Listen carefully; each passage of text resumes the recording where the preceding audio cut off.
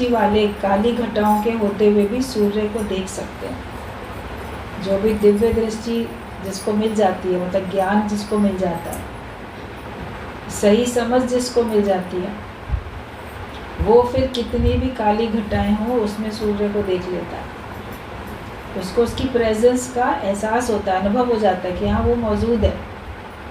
आँखों से नहीं दिखाई देता लेकिन वो है, ये ज्ञान है। तो भगवान आँखों से दिखाई नहीं देते तो भी है ना। अभी हवा हमको आँखों से दिखाई नहीं देती, हवा है तो कभी एहसास होता है कि हवा चल रही है, हवा का झोंका हमको महसूस हो रहा है। कभी आपको लग रहा है हवा तो बिल्कुल चल ही नहीं रही है, रुकी हुई है, पत्ता भी नहीं हिल रहा है, मगर तो भी हवा है। तो तभी तो सांस ले पाते हो, एटमॉस्फेयर में ऑक्सीजन तो है, तभी तो सांस ले पाते हो। फिर दिव्य दृष्टि होती है कि भगवान ना दिखते हुए भी हमको भगवान दिख जाए और हम हजार पर्दों के बीच में छिपे हुए परमात्मा को पहचान लें। भगवान जो भी जड़ चेतन रूप बना के सामने आता है तो माया का आवरण ओढ़ के ही सामने आता है, लेकिन हम उस माया के आवरण ओढ़े हुए भगवान को हम पहचान पाए। सबके भीतर वही ज्योत है, उसको हम देख पाए, हम पहचान पाए कि दिव्य दृष्टि वाले काली घटाओं के होते हुए भी सूर्य को देख सकते हैं, माया से घिरे हुए भगवान को देख सकते हैं। दिव्य दृष्टि है तो माया से घिरा हुआ भगवान भी हमको दिख जाएगा कि हाँ यहाँ भी भगवान है। जगत में जगदीश को देख सकते हैं, हमको सारा जगत दिखाई देता है, मगर इस सारे जगत में हमको भगवान दिख जाएगा जब आपके अंदर में दिव्य दृष्टि होगी। तब गुरु साफ आईना है, चाहे टेढ़ा मेढ़ा शरीर हो, पर सूर्य तो दिखाने का काम करता है। तो गुरु एक साफ आईना है, उसमें तुमको तुम्हारा स्वरूप दिखता है। और आईना जैसे चाहे टेढ़ा मेढ़ा भी हो, तुमको तो तुम्हारी सूरत सही दिखाता है। कोई आईना चौकोर होता है, कोई गोल होता है, कोई ओवल शेप में होता है। आप देखते हो तरह तरह के शेप के आईने होते हैं, तो तुम्हारी सूरत तो सही दिखती है। चौकोर में तुम चौकोर थोड़ी दिखते हो, गोल में तुम गोल नहीं दिखते हो, ओवल में तुम वैसे शेप के नहीं दिखते हो। तुम जैसे हो तुमको तो वैसे ही दिखाता है ना, उसका अपना शेप चाहे कैसा भी है। तो हमको अपने स्वरूप से मतलब होना चाहिए। तो वो जैसे ज्ञान का सूरज दिखाने का गुरु काम करता है। गुरु को सिर अर्पण करो कि मैं नहीं हूँ और मैं कुछ भी नहीं जानता हूँ, अनजान हूँ, बेवकूफ़ हूँ। तुम जैसे चलाओ और चाहो वैसे ही चलाओ। इतना कोई गुरु को अर्पण कर दे, अपना शीश, अपनी मैं, कि मैंने आपको अपना अहंकार शीश अर्पण कर दिया। शीश में ही तो सारे विकार छिपे पड़े, तुम्हारे दिमाग में ही तो सब कुछ भरा पड़ा है। अहंकार विकार सब यही है। आँख, कान, नाक, मुख देखो, सब आपके गर्दन से ऊपर का जितना हिस्सा है, तो इन्हीं के ज़रिए आप ले रहे हो। ज्ञान भी और माया भी आपके अंदर जा रही है। विकार तो आपके ख्यालों में ही। अगर आप विकारों के विचार ना करो तो विकार आपके ऊपर हावी नहीं हो सकते। भगवान शिव ने जब कामदेव को भस्म किया, ये तपस्या में विघ्न डालने आया था, और बाद में कामदेव की पत्नी के कहने से उसको वापस जीवित किया, तो कहा कि अब जो है तुम हर जगह पे नहीं रह सकते, अपने ऊपर अपना प्रभाव दूसरे के ऊपर नहीं डाल सकते हो, तो कहाँ कहाँ रहोगे। तो उन्होंने कहा कि तुमको मैं संकल्प में रख रहा हूँ, ख्याल में। जो तुम्हारा ख्याल करेगा, जो तुम्हारा संकल्प तुम्हारा ख्याल करेगा, तुम उसके ऊपर अपना प्रभाव डाल सकते हो। लेकिन जो तुम्हारे लिए ख्याल नहीं करेगा, तुम उसके ऊपर अपना प्रभाव डाल नहीं सकते। जो संत हैं, ऋषि मुनि, तपस्वी हैं, वो भगवान के ध्यान में है। वो माया का ख्याल करते ही नहीं, काम का ख्याल करते ही नहीं, तो काम उनके ऊपर हावी नहीं हो सकता। कोई भी विकार अगर तुम उसका चिंतन नहीं करो, उसका ख्याल नहीं करो, तो वो तुम्हारे पर हावी नहीं हो सकता। तुम्हारे ख्यालों में सब कुछ है, दिमाग में तो तुम्हारे ख्याल चलते। शीश अर्पण कर दिया, समझो हमने सब अर्पण कर दिया। इसीलिए शीश झुकाने की और गुरु को शीश देने की बात कही जाती है शास्त्रों में। तो कहा गया कि गुरु को सिर अर्पण करो कि मैं नहीं हूँ, मैं हूँ नहीं। चेहरे से ही तुम्हारी पहचान होती है। किसी के भी चेहरे को देख के जानोगे ना ये फलाना ये फलाना। एक से कपड़े सब पहने हुए, मान लो शरीर की बनावट भी एक सी है, मगर फिर देखोगे ना पीछे से पता ही नहीं चलेगा, चेहरा देखेंगे है कौन, उससे पहचान पड़ती है। तो हमारा जो एक अस्तित्व है, हमारी अलग से जो पर्सनैलिटी आइडेंटिटी है, फेस से पता चलती है, उसी से तो रिकॉग्नाइज करते, पहचान उसी से करते। तो वो हमारी पहचान हम गुरु को दे दें, शीश अर्पण कर दें कि मैंने अब आप ही को दे दिया, सब अपना अर्पण कर दिया कि मैं नहीं हूँ, अब से मैं नहीं हूँ बिल्कुल भी, केवल तुम ही तुम हो। और मैं कुछ नहीं जानता हूँ, मैं हूँ भी नहीं और मैं कुछ जानता भी नहीं। वरना होता हम तो बहुत कुछ जानते हैं, हमें ये आता है, हमको वो आता है, हमने ये पढ़ा, हमने ये सुना, हमने ये सीखा, हमने ये किया। सभी लोग अपनी अपनी विद्वता तो बताने में लगे रहते हैं। सत्संग में भी बैठेंगे तो फिर अपना विद्वता बताने में लगेंगे और अपनी बात को ही ऊपर करने में लगेंगे, नहीं हम राइट हैं। जिससे सुन रहे हो वो भी शायद मेरे से कम जानता है, मैं उससे अधिक जानता हूँ। ऐसा आपके मन में अहंकार के कारण से भाव रहता है। नुकसान तुम्हारा ही है, ऐसा भाव रखोगे तो नुकसान तुम्हारा ही है। लेकिन शीश अर्पण ऐसे करो कि मैं नहीं हूँ और कुछ भी नहीं जानता हूँ। जो तुम सिखाओगे वही जानूंगा, जो तुम बताओगे वही मैं सीखूंगा। हारमोनियम सिखाने वाले की दृष्टांत कितनी बार सबने सुना है सत्संग में।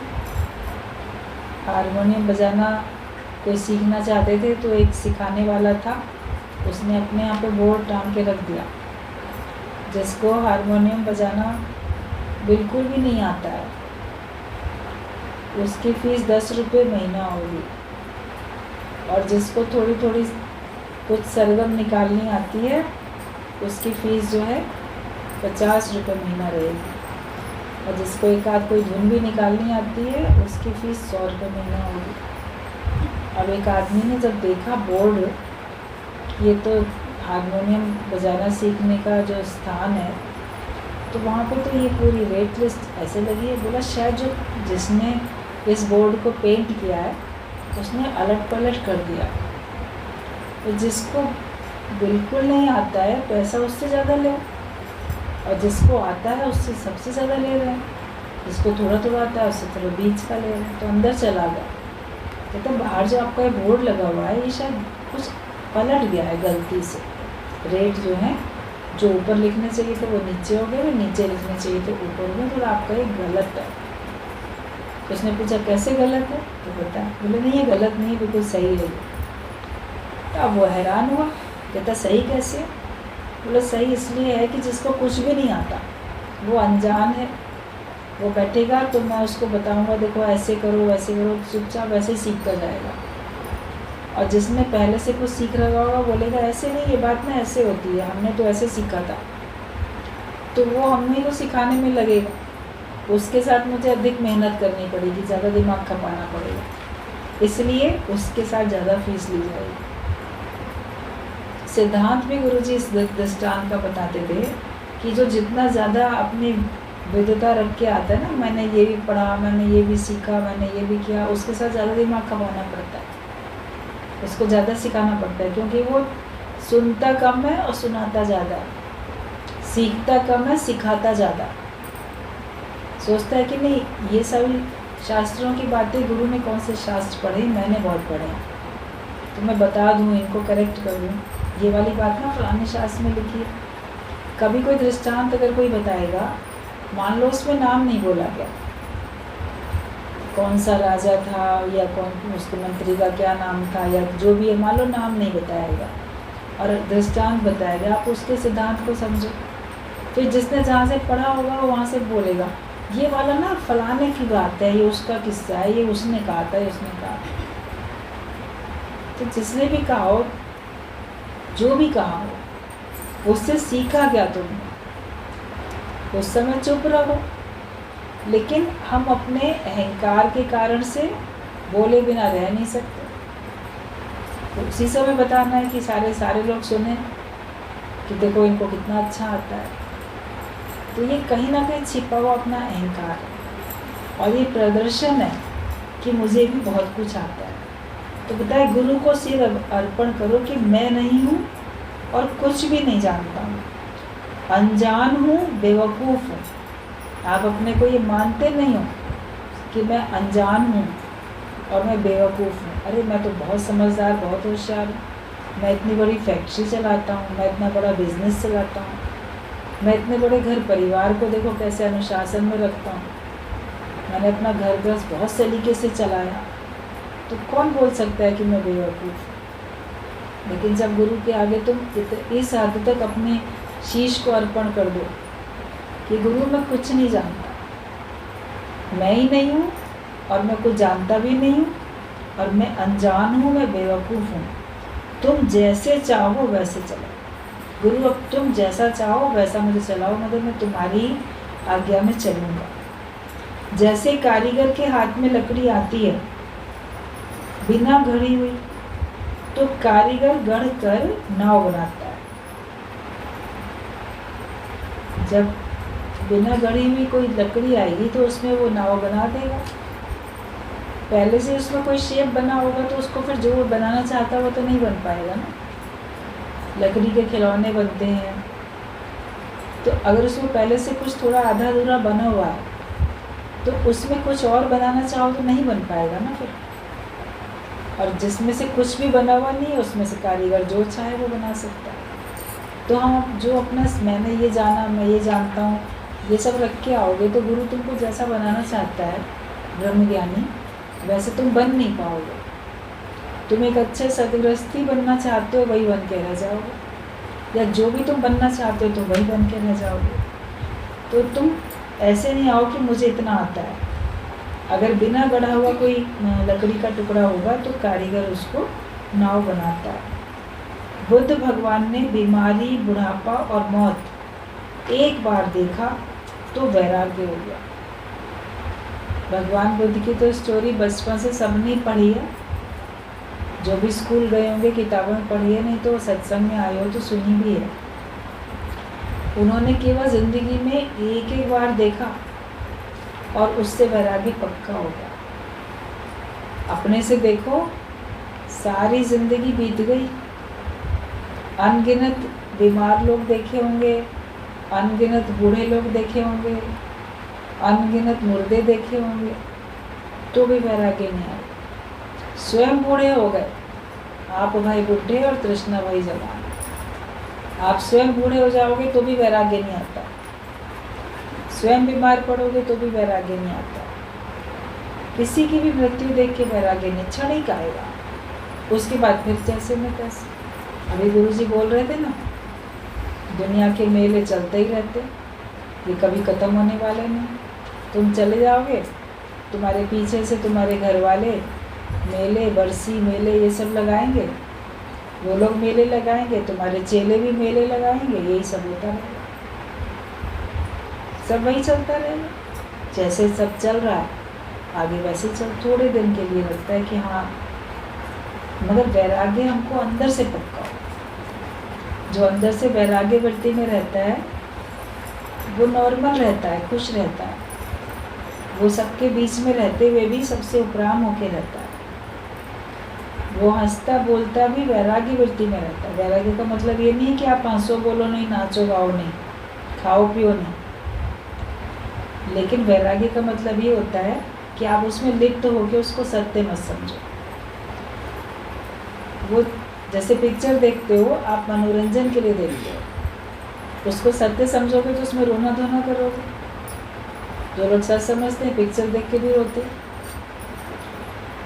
वैराग्य ये हो कि जो कुछ दिखाई दे रहा है वो सब पासिंग शो है, जाने वाला, और उसमें हम हैं तो हम हर पल आनंद में रहते हैं, हम हर पल मौज में रहते हैं, हम अपने आत्मा के आनंद में रहते हैं।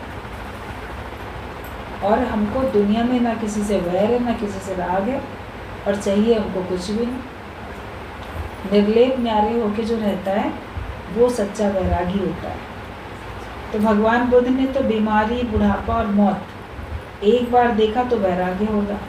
तुमने लाखों बार ऐसे दृश्य देखे हैं पर तो भी वैराग्य नहीं लगाया। जगत के सुख अच्छे लग रहे हैं, एक दो दिन व्यर्थ गंवा रहे हो, जो मुक्ति का आनंद तुम नहीं ले रहे हो। जो तुम मुक्ति का आनंद नहीं ले रहे हो, तो जो भी तुम्हारे बचे हुए दिन हैं उनको तुम व्यर्थ गंवा रहे हो। एक दिन भी अगर जीवन मुक्ति का आनंद नहीं लिया तो वो एक दिन तो तुमने व्यर्थ गंवा लिया। कितना जीवन हर एक का चला जा रहा है। बातें दुनिया की करते करते आपकी आयु बीतती चली जा रही है। तो इसके लिए ज्ञान अभी से ही, आज से ही, अभी से ही पक्का करो। वैराग्य वृत्ति में रहो, त्याग भावना में रहो कि ये सब मेरा कुछ भी नहीं है, छूटने वाला है। एक छोड़ के चला जाता है, दूसरा उसको इकट्ठा करने में लगा रहता है। ये हिस्सा मुझे मिलना चाहिए, मुझे मिलना चाहिए। मिल भी जाएगा तो तुम भी तो छोड़ के जाओगे। लेकिन कर्तापने से तुम छीन झपट करते हो तो तुम अपने बदकर्म बना रहे हो, दूसरे के प्रेम से वंचित हो रहे हो। वो लॉस नहीं समझ में आता, माया का लॉस समझ में आता है, लेकिन जो हम आपस के प्रेम से वंचित रह जाएंगे वो नहीं समझ में आता। अज्ञान है और उसी धारा में सारा संसार अज्ञानता में बह रहा। इसीलिए वो जन्म मरण के चक्कर में आ रहा है। इसीलिए वो जन्म बार बार जन्म पाता है और दुख उठाता है। ज्ञानी ना जन्म पाता है ना दुख उठाता है, क्योंकि वो वैराग्य भावना में रहता है। वो अपना जो परमात्मा की ओर से हुक्म है उस हिसाब से अपना जीवन जी रहा है। वो रजा में राजी रह के अपना जीवन जीता है। उसके कोई नए कर्म नहीं बनते। अपना जीवन मुक्ति के आनंद में बिताओ। यही केवल एक मेहनत करनी है सब। ठीक है, आज अभी इतना नहीं पढ़ा जाएगा। ये पत्र काफ़ी बड़ा है, थोड़ा ही बात करके सुनोगे तो आपको तो सबके लिए फायदा।